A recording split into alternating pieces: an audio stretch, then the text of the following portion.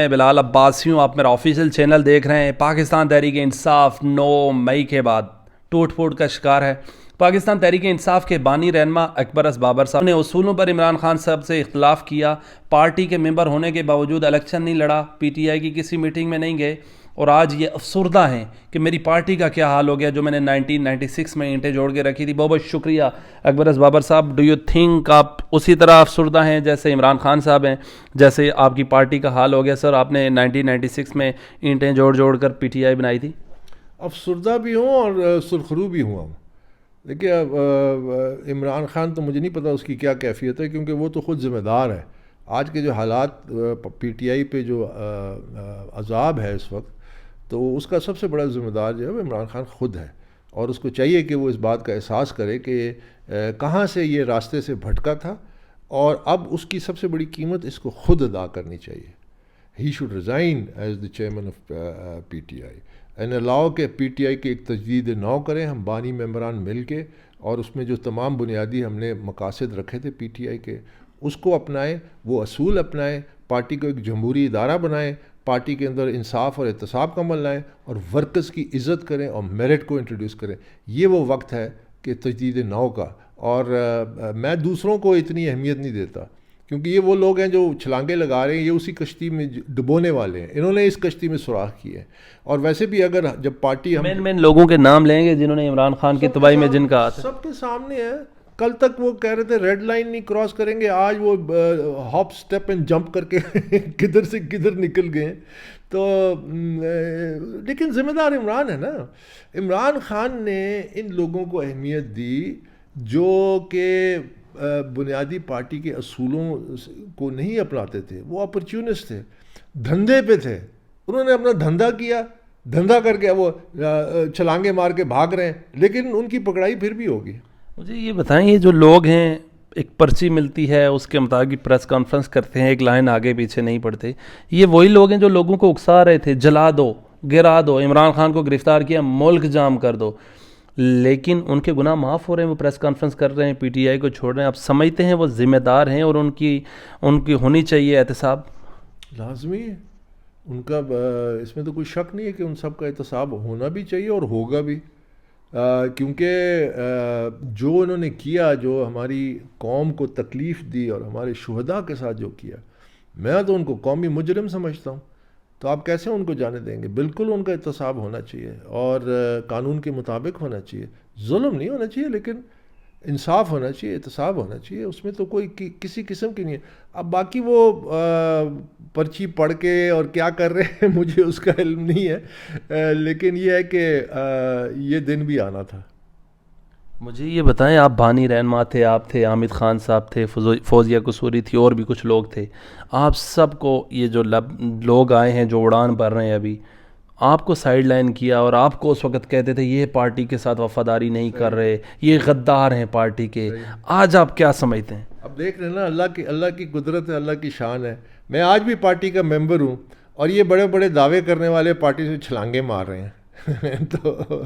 تو یہ اللہ کی, دیکھیں اللہ خود حقیقت سامنے لے آتا ہے اور لوگوں کو اب نظر آ رہا ہے. اسی لیے لوگ اب اتنے زیادہ مجھ سے رابطے کر رہے ہیں, اور پارٹی کے پرانے لوگ جن سے میں صرف یہ کہتا ہوں کہ یہ وقت ہے ہم سب اکٹھے ہو جائیں اور اکٹھے ہو کے اس ایک دوسرے کو مضبوط کریں, اور عوام کے سامنے ایک اچھا بہتر سیاسی آپشن کے طور پہ پی ٹی آئی کی تجدید نو کرے. میں تو میرا سر 1996 میں جو آپ نے پی ٹی آئی رکھی تھی, آپ ممبر بھی ہیں, حامد خان صاحب بھی ممبر ہیں, عمران خان صاحب کو ان فیوچر میں کیا دیکھنا چاہتے ہیں, اور آپ پی ٹی آئی کی تجدید نو کیسے کریں گے؟ مطلب آپ سافٹ ویئر کیسے اپڈیٹ کریں گے اپنی پارٹی کا؟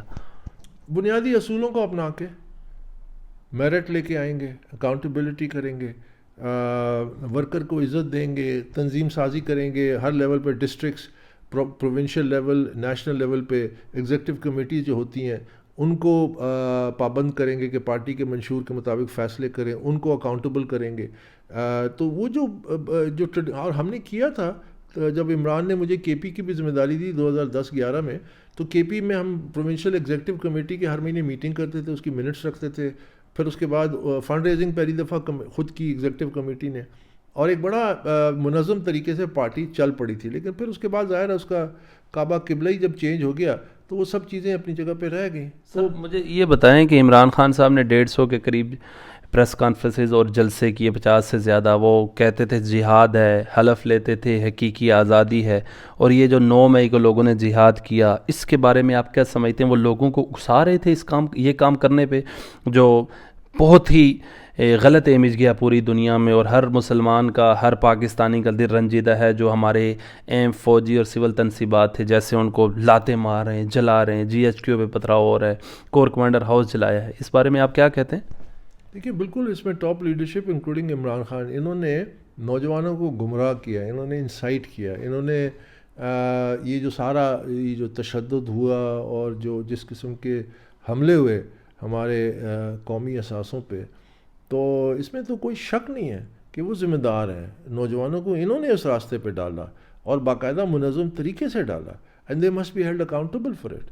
یہ ملک سے ایک قسم کی، اب میرے نزدیک تو یہ آپ آئین سے بغاوت کر رہے ہیں. یہ ملک دشمنی ہے، اس کو کسی صورت میں بھی برداشت نہیں کرنا چاہیے. And they should be made an example, تاکہ آئندہ پاکستان میں کوئی اس قسم کی سیاست اپنی جگہ پہ، آزادی اپنی جگہ پہ اظہار کا، پیسفل پروٹیسٹ اپنی جگہ پہ، لیکن جب آپ ایک اعلیٰ کار بن جائیں. دیکھیے زلمہ خلیل زاد جو ہے وہ امریکہ کا ایک اسٹیبلشمنٹ کا بندہ ہے بڑا، اور وہ اس کی ایک فیم ہے، یعنی مشہور ہے کہ وہ پاکستان دشمن ہے. اس نے بیانات دیے کہ پاکستان کو دہشت گرد ملکوں کی لسٹ میں شامل کیا جائے. وہ عمران خان کی حمایت میں ٹویٹس کر رہا ہے. وہ کہتا ہے جس دن وہ کہتا ہے کہ president army chief should resign, استعفیٰ دیں ہمارے آرمی چیف، اس کا کیا کام ہے؟ اسی دن عمران خان ہائی کورٹ میں بیٹھ کے ہمارے پریزیڈنٹ آرمی چیف پہ انگلی اٹھاتا ہے. تو یہ تانے بانے تو ملتے ہیں نا. وہ تو چاہتے ہیں پاکستان میں انتشار. ان کا تو بنیادی مقصد اس 10 سالہ جو سازش تھی پاکستان کے خلاف، کہ پہلے پولیٹیکلی اس کو ڈی اسٹیبلائز کیا جائے، پھر اس کی اکانومی کو کرپل کیا جائے، پھر اس کے اندر انتشار اس حد تک لیا جائے کہ ایک نیوکلیئر مسلم اسٹیٹ جو ہے اس کو ڈی نیوکلرائز کیا جائے، سینکشنز لگائے جائیں. آپ کے خلاف بہت بڑا منصوبہ تھا. تو یہ اللہ کا کرم ہے کہ ہم پہ کہ یہ منصوبہ ناکام ہوا، اور آہستہ آہستہ انشاءاللہ اس بحران سے ہم نکل آئیں گے. Sir last question in this interview, do you think کہ 2018 میں جنرل فیض اور جنرل باجوہ عمران خان صاحب کو لے کر آئے تھے، جب انہوں نے ہاتھ اٹھایا تو حکومت بھی گر گئی، اور پھر آج یہ پارٹی کے حالات ہو گئے؟ آپ سمجھتے ہیں 2018 میں ان لوگوں نے فرائض سر انجام دیے تھے آپ نے؟ اب تو خیر جو جنہوں نے یہ فرائض دیے تھے انہوں نے خود اپنے غیر اعلانیہ جو انٹرویوز ہیں اس میں انہوں نے تمام حقائق، جاوید چودھری کا اگر آپ 2 آرٹیکلز پڑھ لیں تو اس میں کیا چیز پیچھے رہ جاتی ہے. پھر عمران خان خود کہتا تھا وی آر آن 1 پیج. جب اقتدار سے ان کو نکالا گیا تو ان پہ الزامات لگانے شروع کر دیے. پھر بھی اس کے بعد خفیہ میٹنگز ہوتی تھیں. وہ خود ہمارے پریزیڈنٹ ہاؤس میں میٹنگز ہوتی تھی. تو وہ کس آئین اور کس قانون کے تحت ہوتی تھی؟ تو وہ ایک پوری ایک اقتدار کی ایک سازش تھی. اس میں دیکھیے میں کافی عرصے سے پہلے میں نے کہا تھا اس میں ایک 1 2 3 کا مسئلہ تھا. دیکھیے یاد رکھیے جب بھی کوئی بڑا ڈاکہ پڑتا ہے تو بعد میں اگر وہ کامیاب ڈاکہ بھی کیوں نہ ہونا تو وہ جو ڈاکو ہوتے ہیں وہ آپس میں لڑتے ہیں، ٹھیک ہے، اس مال پہ. یہ پاور پہ ڈاکہ ڈالا گیا، ٹھیک ہے. اچھا پاور پہ جو ڈاکہ ڈالا گیا اینڈ میں آ کے، اور میں نے یہ پہلے کہا تھا، میں کہ یہ ایک دوسرے سے وہ کریں گے اور at the end of the day یہ اسی طرح وہ کولیپس کرے گا. 1 2 3. 1 wanted to be the chief for the first time. 2 wanted to be the prime minister for the second time. 3 wanted to be the chief for the third time. ہو نہیں سکتا تھا سر، جس کی وجہ سے پھر یہ کھینچا تانی شروع ہوئی، جس کی وجہ سے پھر بات بڑھتی گئی اور انریول ہوگی. یہ اللہ کے کام ہے. مجھے لوگ آ کے کہتے تھے کہ یہ کیا ہوگا، یہ تو 10 سال کا منصوبہ ہے. میں نے کہا اوپر ایک اللہ کی بھی ذات ہے نا. اللہ ہمیشہ انہی لوگوں سے اس چیز کو اکھاڑ پچھاڑ کر دیتا ہے، اور وہی ہوا. اور اللہ نے پاکستان کو ایک راستہ دیا، ایک دروازہ کھلا، اور فریش ہوا آئی. اس میں اچھے لوگ آگے میرٹ پہ، اہم ترین عہدوں پہ. اور اب مزید اور بھی ایسے ہیں جس طرح وہاں پہ بھی انشاءاللہ تبدیلی آئے گی، کچھ بھل صفائی ہوگی. چند وہ ایسے آرگنز آف دا اسٹیٹ. دیکھیں عمران نے کیا کیا تھا کہ اپنے پاور کے لیے ہی از ویری وہ ڈیوائسو بہت ہے. مطلب ہر جگہ یہ جو انتشار کا کینسر ہے یہ ہر آرگن آف دا اسٹیٹ میں پھیلا. اب اس کی کیمو تھراپی ضرورت ہے. کیمو تھراپی ہوگی انشاءاللہ.